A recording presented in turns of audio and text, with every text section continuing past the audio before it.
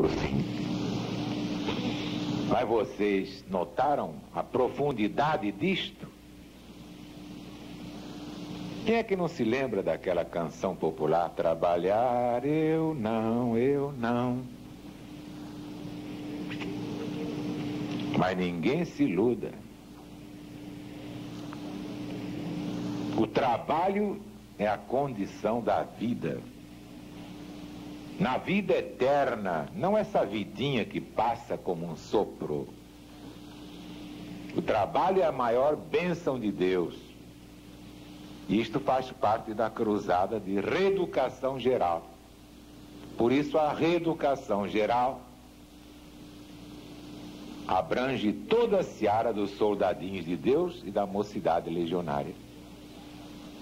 Quem não tiver amor ao trabalho não está capacitado para trabalhar em nenhum setor da LBV.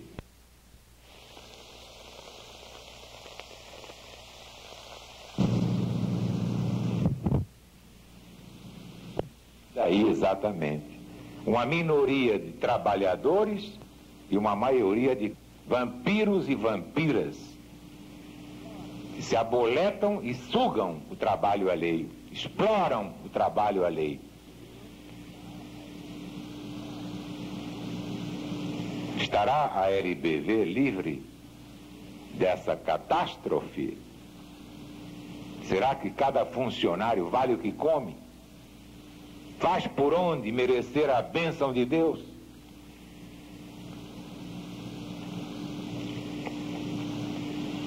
O bom funcionário escuta essa pergunta e fica tranquilo. Está com a sua consciência limpa diante de Deus. Mas o mau funcionário começa a se sentir mal e acha que este assunto é profundamente desagradável, que não lhe interessa trabalhar, o que lhe interessa é confusionar, é encher espaço, falar de 8 da manhã até meia-noite, que há funcionários que só falam o dia todo, mas não fazem nada, não criam nada, não produzem nada. Morrerão pelas suas próprias obras. Que a justiça divina é esta. Aos homens é possível enganar. É fácil enganar a si mesmo. Mas é impossível, impossibilíssimo enganar a Deus. E é Deus que dá a cada um de acordo com o seu trabalho. Se você não prospera, a causa é a sua insolência, a sua mediocridade, a sua maledicência, a sua língua de trapo. Você fala o dia inteiro e não trabalha para Jesus. Você está traindo o mandato que ele lhe confiou. Ou você pode encarar os olhos de Jesus e não baixar os seus. É o que eu desejo. Desejo que não haja um funcionário indigno da bênção de Deus. Porque Deus que é Deus não cessa de trabalhar. Você já reparou que Deus não fala, só trabalha? E por que você só fala e não trabalha? Isso é o contrário de Deus. Ele não fala, você fala o tempo todo. Deus vive trabalhando e você não, vive conversando. Você tem uma língua de trapo. E é uma língua viperina. Você ainda não notou isso, não? Faça um exame de consciência. Você notou qual é a finalidade da LBV para salvar o Brasil?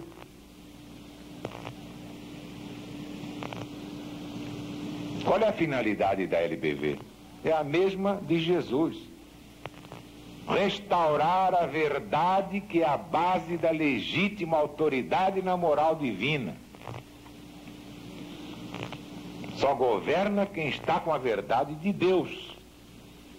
Quem não está com a verdade de Deus não governa, desgoverna. Cairá de podre no devido momento, marcado pela justiça de Deus. Acho que por hoje chega, porque não há maior mensagem do que esta.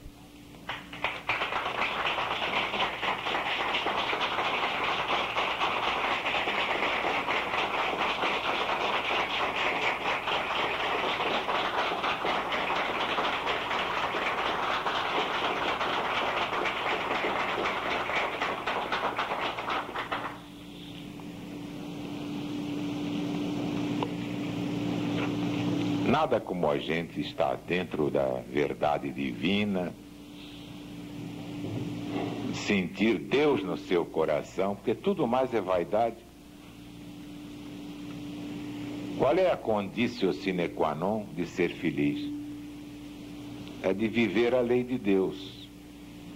Vivendo a lei de Deus, trabalhando, produzindo, sendo útil, você ganha aquela paz de Deus que o mundo não lhe pode dar.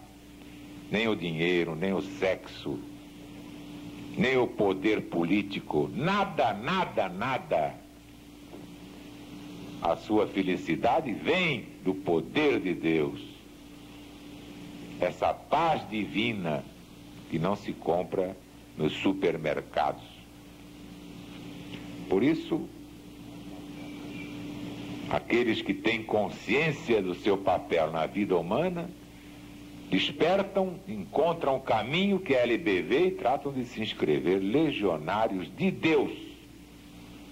E eu sou um deles.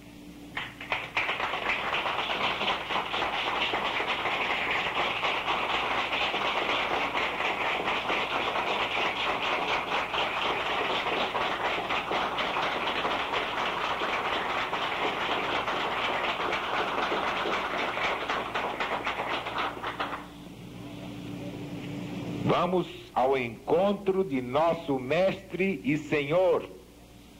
Como diz o Apocalipse, ora vem, Senhor Jesus.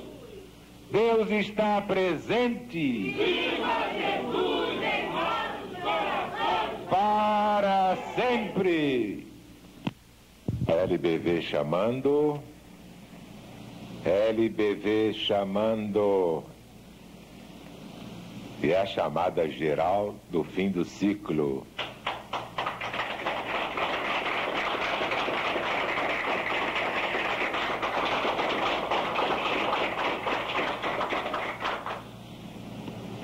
Meus amigos, meus irmãos, no capítulo 19 de Meu Brasil, primeira parte do livro Mensagem de Jesus para os Sobreviventes, há um poema, e não é muito pequeno. Por isso eu deixei para hoje a apresentação exclusiva do poema da Busca Infinita, que faz parte do meu livro Poemas da Era Atômica. Vamos a ele. Deus me perdoe, mas não há nada pior do que ter um espírito curioso a decifrar o enigma religioso, podendo fazer coisa bem melhor. Por exemplo, o meu caso é de doer. Quando tudo parece que vai bem, uma dúvida surge. E mais além, vem outras e mais outras. Que fazer? Hereditariamente fui católico apostólico romano, embora ancestralmente muçulmano, e por sinal sem nada de apostólico. Ora, acontece que eu, bisbilhoteiro entre os que mais o sejam neste mundo, com ares de um espírito profundo, fui mexer imprudente no vespeiro. Basta dizer que por meditar no sexo, que é o crucial problema humano, achava um sacrifício desumano essa história de padre não casar. Que tinha a ver com isso? Não é mesmo? Não estava, entretanto, em minha sina a fé que não pergunta ou raciocina, essa cômoda fé que vive a esmo. Daí por diante, a dúvida aumentou. Os dogmas começaram a irritar-me.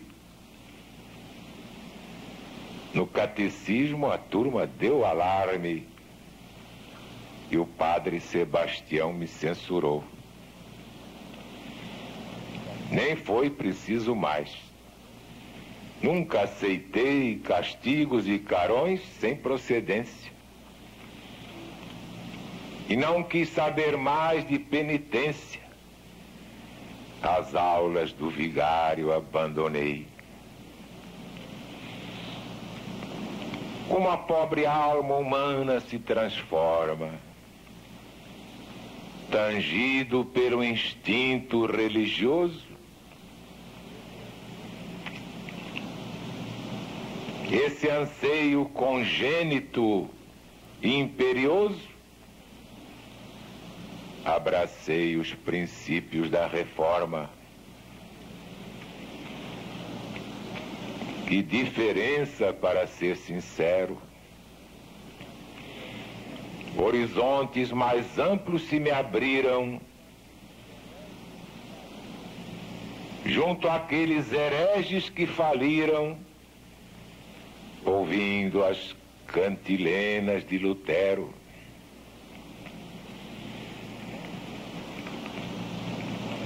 O livre exame, embora seja um caos, como dizem amorfos pensadores, que pensam pelo crânio dos doutores,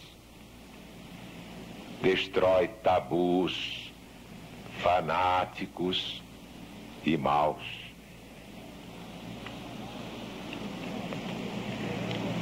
Sem falar na exegese luterana, pois não tenho a pachorra do exegeta, a doutrina evangélica é faceta na liberalidade soberana. Não suponham que eu seja um radical, prosélito da pena de talião. Aos padres de adorável formação, de uma serenidade angelical. O que eu detesto é aquele velho ranço da Idade Média inquisitorial que assanha a truculência clerical de tanto sacripante manipanso. Mas voltando ao assunto, examinei com toda a liberdade concebível a minha velha Bíblia inesquecível, de tal modo que quase a decorei. E foi assim que a dúvida, esse rato que rói o nosso espírito sem dó, olhou atrás como uma mulher de Ló, varão hebreu de espírito pacato. Como explicar, ó grande Deus eterno, tantas desigualdades sociais, se não sois de atitudes parciais? E para que criastes vós o inferno, se todos temos uma vida só, para cair no inferno ou ir ao céu? Por que tantos canalhas sem labéu e a prova impiedosíssima de Jó? Mendigos a gemer em lindas portas, enquanto ricos maus se banqueteiam, crianças que farturas alardeiam e míseras crianças natimortas, pretos e brancos, nobres e plebeus, genialidades e ignorâncias crassas, tudo isso não abona as vossas graças de Criador perfeito, ó grande Deus. Como a pobre alma humana se transforma. As dúvidas venceram e concluí, pelas contradições que surpreendi, que a reforma requer outra reforma. E passei alguns anos de descrença, num materialismo insatisfeito, embora ouvisse ainda no meu peito a voz consoladora, ideal da crença. Quem sabe se não é o positivismo a solução de todos os tormentos? Perguntava a mim mesmo, nos momentos de pertinaz e agudo ceticismo. E lá fui eu analisar com ânsia a doutrina genial de Augusto Comte, cujos ensinamentos são uma fonte de ciência pura em plena concordância. Rompendo metafísicos traçados que erigiram fé cega em axioma sobre todas as leis avulta e a soma, resplandecente a lei dos três estados. A base da doutrina era feliz. O que interessa é o como, não o porquê dos fenômenos que ela estuda e vê, para evitar suposições pueris. Mas não cheguei a ser positivista de sérias convicções inabaláveis, porquanto as conclusões mais ponderáveis limitavam meu campo de analista. E esse era para mim o grande mal. Sem resolver mistérios milenares, que se contam sem dúvida aos milhares, sustavam meu progresso espiritual. Pois eu sentia aqui no coração, sem de maneira alguma o provocar, o desejo incoercível de buscar uma definitiva solução. Enigmas decifrar, eis minha sina. Porque a religião da humanidade há de ser superada na verdade por uma ciência ou religião divina. Mas até onde irei nesse mistério de devassar os páramos profundos, nesta sofreguidão de novos mundos? Que seja tudo como Deus quiser.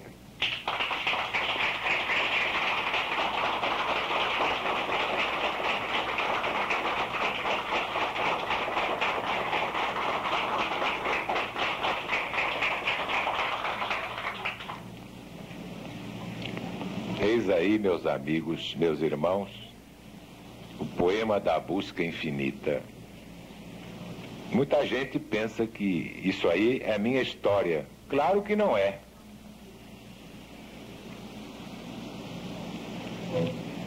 Eu já disse, o meu livro não é um livro autobiográfico, mas Poemas da Era Atômica vem a ser o retrato de cada homem na sua marcha evolutiva em busca de Deus. Tanto isso aqui não é a minha história, que ali há um verso que diz assim: hereditariamente fui católico, católico apostólico romano. Eu nunca fui católico apostólico romano. Portanto, só isso aí basta para mostrar que não é uma autobiografia.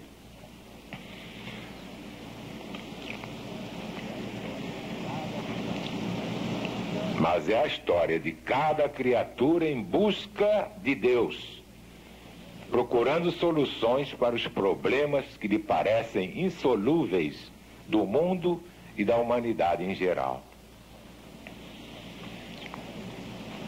Agora, realmente há muita coisa inspirada na minha infância, que eu desde menino já queria saber as coisas. Não era um garotinho que gostava de fazer bola de sabão, ou chupar sorvete, morrer por um pirulito, se amofinar por causa de um pacote de amendoim. Nunca liguei para essas coisas, não. Eu fui um menino velho, um menino muito maduro, que detestava as coisas de menino. Isso é que é mais engraçado. Detestava as coisas de menino. Hoje eu sei compreender as coisas das crianças, adoro as crianças como são. Mas eu, quando era menino, não gostava das coisas de menino. Não é engraçado?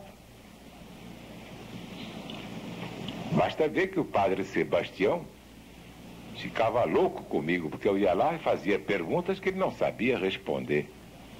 Estava lá na aula de catecismo, os colegas convidavam, não custa nada, eu vou até lá. E o padre ficava com vontade de me comer com batatas fritas.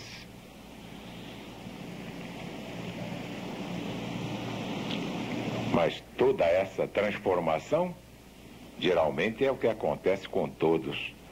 O indivíduo nasce na igreja romana, aí começa a protestar, passa para o protestantismo, depois vê também que é uma doutrina boa até certo ponto, depois para e não quer mais evoluir. Então o sujeito fica entre o materialismo e o positivismo, faz uma temporada aí até que descobre o espiritismo, o esoterismo, enfim, as ciências ocultas, assim chamadas, e vai evoluindo de religião em religião, mas de religião humana em religião humana. Aí vê que não encontra paz em nenhuma delas. Depois de muita dor de cabeça, muita lágrima, muito sofrimento, ele descobre a religião de Deus.